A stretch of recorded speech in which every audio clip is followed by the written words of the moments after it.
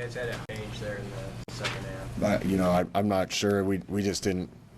We played a really poor second half. We didn't get very many possessions in the first half. I thought we did a good job offensively with what we had. Good enough job defensively. Gave them 7 points on a turnover. I give Purdue a lot of credit. They stuck their plan and won a game on the road in the Big Ten. You can't go -4 in turnovers and beat very many people in the Big Ten. And we played a poor second half. I know you're young at quarterback and you trust Adrian. Did you think about making a change at any point there in the second half? Yeah, not really. In my mind, I did. We didn't talk about it.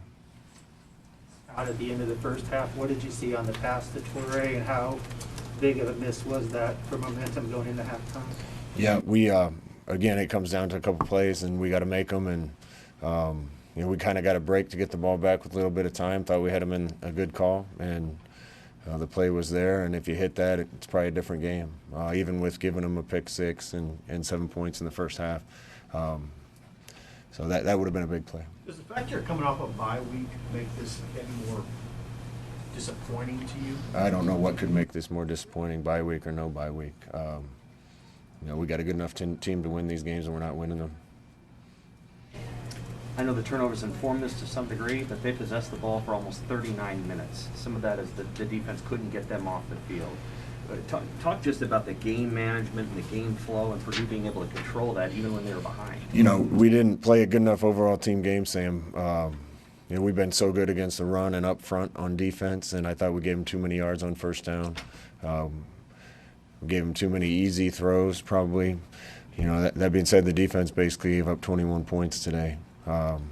Offense helped them out with 7 and other turnovers. And on some of the turnovers, the defense went out and got stops, big stops. But just overall, we had to be a little bit better against the run, and the time possession would have been different. And, what do we have, a couple drives where it was 1 play interception or 2 plays and ball flies up in the air and they get it. That's going to change the time of possession. You said you were looking forward to seeing Adrian at 100%.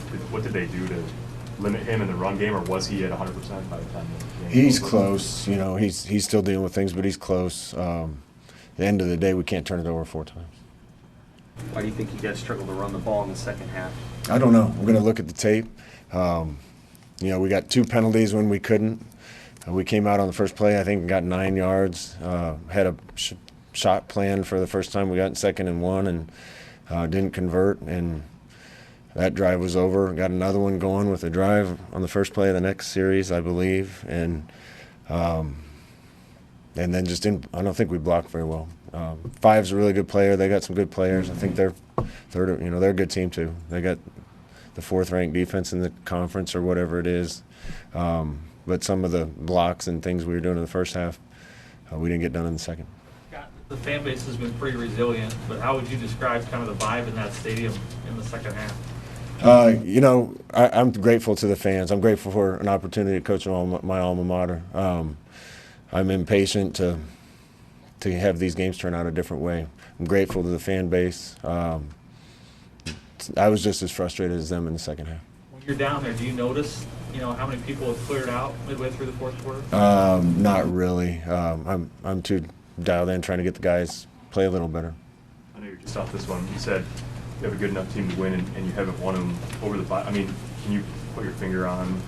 It's taken a lot of different forms, but best guess on just why that hasn't. We just got to play better. We could. We're a good team. We're not a great team, talent-wise. We gotta play better. A team shouldn't need me to motivate them all the time. That's my job. That's what I do. But a great team doesn't need a coach to motivate them all the time. We got them ready to play. I thought they came out ready to play in the first half. I don't think they weren't not ready to play in the second half. We just stubbed our toe again a few times and made too many mistakes and got beat by a Big Ten team. We saw a lot of Jacques Bazien on the second quarter touchdown drive, but you only had 2 carries the rest of the game. Why was that? Oh, we didn't get very many plays in the second half, and protections right now and out of the backfield, Ramirez just ahead of where Jacques is. couple more. Hey, Scott, what do you say to the guys? I mean, you got 3 left. Ohio State's coming to town. I mean, what's the sense in the locker room about the players? You know, magic speeches aren't going to change this. So to be honest with you, today I left the locker room and had the captains address them. Some of these guys we got great captains. We got good character kids, and I know guys like Austin Allen and JoJo are going to want to finish it the right way. So, and we need a little more of that. So, the guys will keep working, but it's disappointing. With how many games left, do you go looking for new answers, or you just try to reinforce what you've already told? There's no new answers. We'll look for them. We're always looking for them, always looking for ways to get better. You know, again, we went fast there at the end, and it looked great on that last drive. We tried to do that the 2 drives before and turned it over.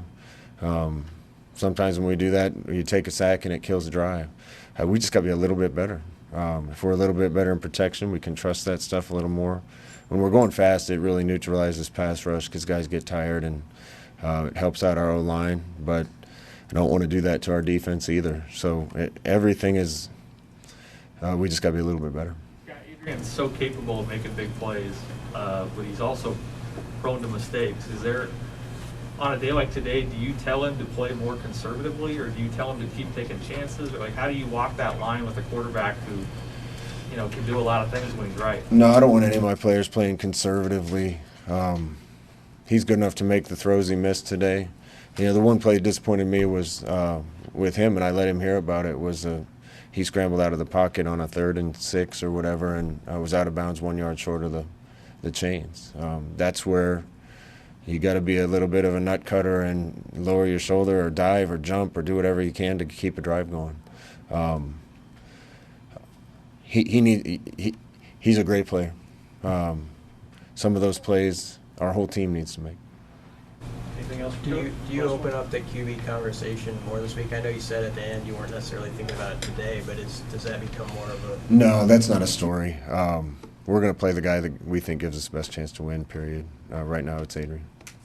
Do you feel, last question, do you feel like your team is playing with enough edge to consistently win Big Ten games?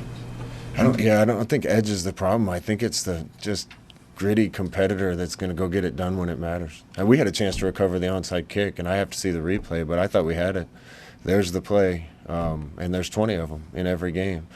And there's the play, and we fail to make that play more often than we need to in order to win games. Thank you.